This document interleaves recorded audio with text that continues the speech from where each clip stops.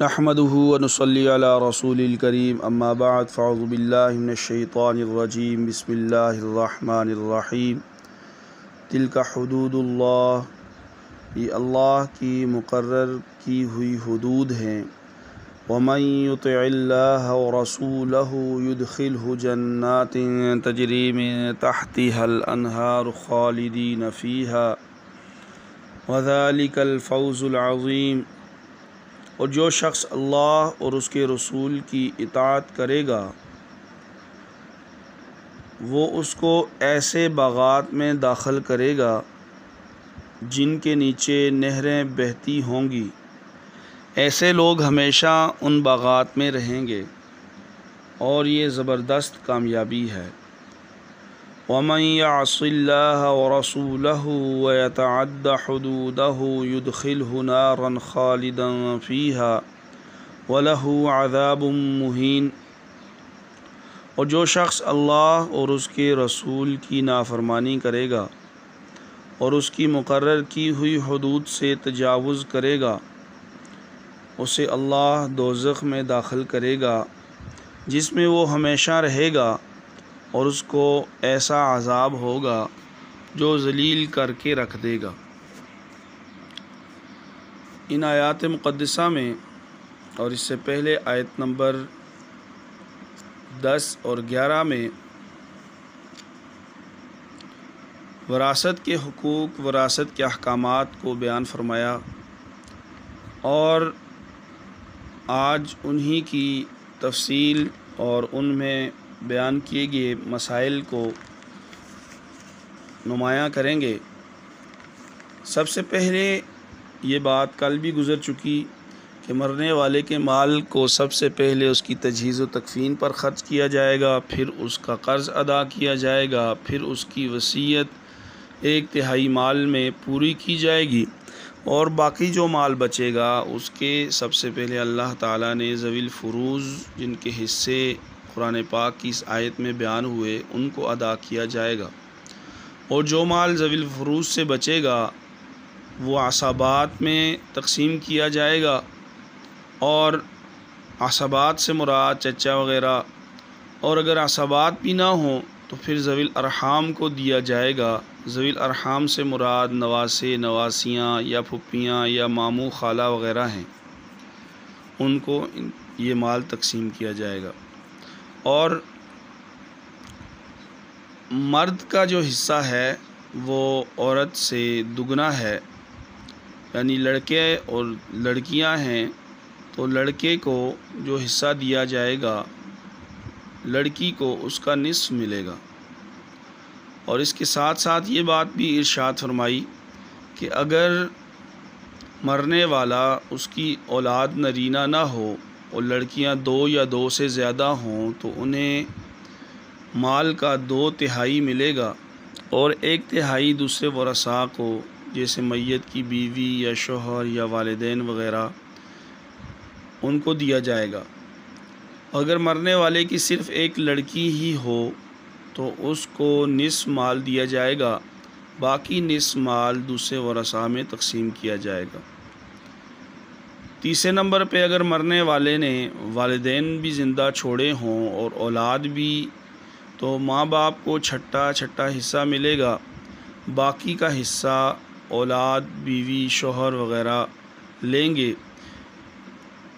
جو 5ویں صورت یہ ہے کہ مرنے والے نے اولاد، نہ اس کی اولاد ہو نہ بہن بھائی ہوں، تو والدہ کو 1/3 حصہ ملے گا، باقی 2/3 والد کو دیا جائے گا۔ اور اگر مرنے والے کی بیوی یا شوہر ہوں تو اس کا حصہ الگ کر کے باقی 1/3 والدہ اور 2/3 والد کو ملے گا۔ اور تیسری حالت یہ ارشاد فرمائی کہ مرنے والے کی اولاد نہ ہو مگر بہن بھائی ہوں اور والدین بھی ہوں، اس صورت میں ماں کو چھٹا حصہ ملے گا،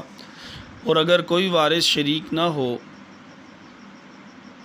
تو 5/6 والد کو مل جائے گا، یعنی بہن بھائیوں کی وجہ سے ماں کا حصہ تو کم ہو جائے گا، مگر باپ کے ہوتے ہوئے بہن بھائیوں کو کوئی حصہ نہیں ملے گا کہ باپ کی ان کی نسبت اقرب ہے۔ شرط یہ ہے کہ یہ ایک سے زیادہ ہوں، خواہ حقیقی ہوں یا ماں شریک ہوں یا باپ شریک ہوں، ہر صورت میں ان کی وجہ سے ماں کا حصہ کم ہو جائے گا، اور یہ تقسیم اللہ تعالیٰ کی طرف سے ہے۔ اور اس کے ساتھ ساتھ اگر شوہر اور بیوی کے اعتبار سے یہ بات دیکھی جائے کہ اگر بیوی مال چھوڑ کر مرے، کل سوال بھی ایک دوست نے کیا تھا، تو اگر بیوی مال چھوڑ کر مرے تو ادائے قرض اور نفاذ وصیت کے بعد شوہر کو نصف مال ملے گا، اور باقی دوسرے ورثاء کو مثلاً اس کے والدین یا بہن بھائیوں وغیرہ میں تقسیم ہوگا۔ لیکن اگر مرنے والی نے اولاد بھی چھوڑی ہو، تو ایک ہو یا زیادہ، لڑکا ہو یا لڑکی، اسی شوہر سے ہو یا پہلے کسی شوہر سے، ہر حال میں شوہر کو 1/4 ملے گا، باقی دوسرے ورثاء کو ان کے حق کے مطابق ادا کیا جائے گا۔ اور اگر مرنے والا شوہر ہو اور اس کی کوئی اولاد نہ ہو تو ادائے قرض اور نفاذ وصیت کے بعد عورت کو کل مال کا 1/4 ملے گا۔ لیکن اگر اس نے کوئی اولاد چھوڑی ہو، خواہ وہ اسی بیوی سے ہو یا کسی دوسری بیوی سے، تو بیوی کو 8واں حصہ ملے گا۔ اگر بیویاں ایک سے زیادہ ہوں تو سب اسی 8ویں حصے میں شریک ہوں گی۔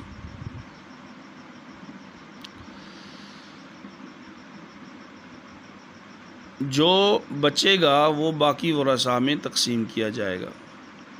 ہاں اگر عورت کا مہر ادا نہ ہوا ہو تو بھی یہ مرد پر قرض شمار ہوگا، اور پہلے جس طرح باقی قرض ادا ہوں گے یہ قرض ادا کیا جائے گا، اور اس قرض کے لینے کے بعد یعنی مہر کے لینے کے بعد عورت پھر 8ویں حصے میں شریک ہوگی، 8واں حصہ اس کو ملے گا۔ اس کا مہر کا حق علیحدہ ہے، وراثت کا حق علیحدہ ہے۔ اور آیت نمبر 11 میں کلالہ کا لفظ اور اصطلاح استعمال ہوئی ہے۔ کلالہ سے مراد وہ وراثت ہے جس میں مرنے والے کے نہ اصول ہو نہ فروع ہو، یعنی نہ مرنے والے کے ماں باپ ہوں اور نہ ہی اولاد ہو، بلکہ صرف دور کے ہی رشتہ دار وارث ہوں۔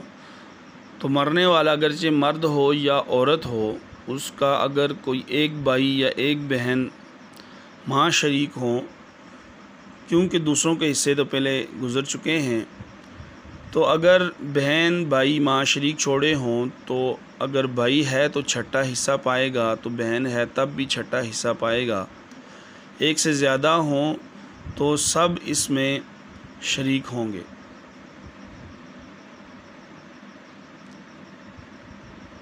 اور اس کے ساتھ ساتھ کلالہ میں مرد اور عورت کی جو وراثت ہے وہ برابر برابر تقسیم ہوگی۔ اس کے ساتھ ساتھ اللہ کریم کا حکم ہے کہ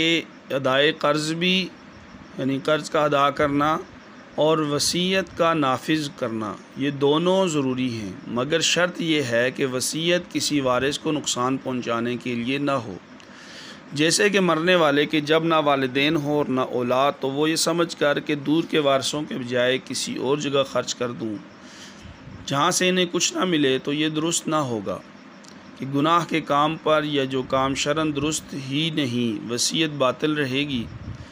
نیکی کی بات تو اس میں بھی ادائے قرض مقدم ہے، اور پھر 1/3 مال میں وصیت نافذ ہوگی، باقی مال ورثاء کو ملے گا۔ اور اس کے ساتھ ساتھ یہ بات بھی ذہن میں رہے کہ کافر مسلمان کا وارث نہیں بن سکتا اور مسلمان کافر کا وارث نہیں بن سکتا، اور قاتل وارث سے محروم رہے گا اور اگر مرنے والے کی بیوی کے پیٹ میں بچہ ہو تو وہ وارث ہوگا، اور لڑکا لڑکی فرض کر کے جس صورت میں ورثاء کو کم ملتا ہے اس پر عمل کر کے باقی اس کے لیے رکھا جائے گا، یا پھر ولادت تک تقسیم میراث کو مؤخر کیا جائے گا۔